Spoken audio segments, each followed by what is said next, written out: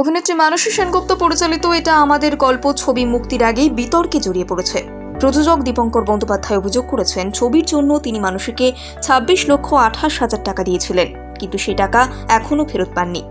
মানসী 2020 সালের ফেব্রুয়ারিতে ছবির শুটিং শেষ করেন। সম্প্রতি তিনি ছবির প্রথম পোস্টার ঘোষণা করে মুক্তির ঘোষণা করেছিলেন। তিনি বলেন, সমাজ মাধ্যম এবং সংবাদপত্র থেকে জানতে পারলাম ছবিটি মুক্তি পাবে, কিন্তু আমি এখনও মানুষের কাছ থেকে আমার টাকা ফেরত পাইনি। দীপঙ্কর আরও অভিযোগ করেন, শুটিং চলাকালীন মানুষই যে হিসেব দেখিয়েছিল তাতে অনেক গড়মিল ছিল। ছবির অন্য প্রযোজক শর্মিষ্ঠা ঘোষের বিরুদ্ধেও অভিযোগ এনেছেন দীপঙ্কর। তিনি বলেন, শর্মিষ্ঠা ছবিতে বাকি টাকা বিনিয়োগ করার কথা ছিল, কিন্তু তিনি তার অফিস বদলে ফেলেছেন এবং আমার সাথে যোগাযোগ করছেন না। উল্লেখ্য, ছবির পোস্টারে দীপঙ্করের নাম প্রযোজক হিসেবে উল্লেখ করা হয়নি। সেখানে সুভাষ বেরা এবং শুভঙ্কর মিত্রের নাম রয়েছে। অতিমারির পর দীপঙ্কর বারবার মানুষের সঙ্গে যোগাযোগ করার চেষ্টা করেন, কিন্তু তিনি ফোন ধরেননি। 2022 সালে দীপঙ্কর মানুষীকে আইনি নোটিশ পাঠান। দীপঙ্কর বলেন, নোটিশ পাওয়ার পর মানুষী সমঝোতাপত্রে সই করেছিলেন। সেখানে লেখা ছিল, আমার অনুমতি ছাড়া বা আমি টাকা ফেরত না পাওয়া পর্যন্ত এই ছবি উনি রিলিজ করতে পারবেন না। এই বিতর্কের মাঝে এটা আমাদের গল্প ছবি মুক্তি পাবে কিনা তা অনিশ্চিত। অভিনেত্রী মানসী সেনগুপ্ত পরিচালিত এটা আমাদের গল্প ছবি মুক্তির আগেই বিতর্কে জড়িয়ে পড়েছে। প্রযোজক দীপঙ্কর বন্দ্যোপাধ্যায় অভিযোগ করেছেন, ছবির জন্য তিনি মানসীকে 26,28,000 টাকা দিয়েছিলেন, কিন্তু সে টাকা এখনও ফেরত পাননি। মানসী 2020 সালের ফেব্রুয়ারিতে ছবির শুটিং শেষ করেন।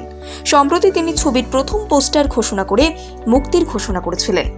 তিনি বলেন, সমাজ মাধ্যম এবং সংবাদপত্র থেকে জানতে পারলাম ছবিটি মুক্তি পাবে, কিন্তু আমি এখনও মানুষের কাছ থেকে আমার টাকা ফেরত পাইনি।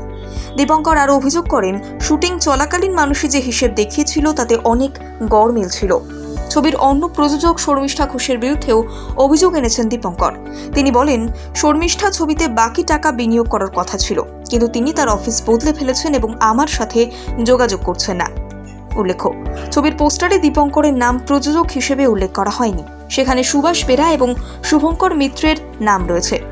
অতিমারির পর দীপঙ্কর বারবার মানুষের সঙ্গে যোগাযোগ করার চেষ্টা করেন, কিন্তু তিনি ফোন ধরেননি।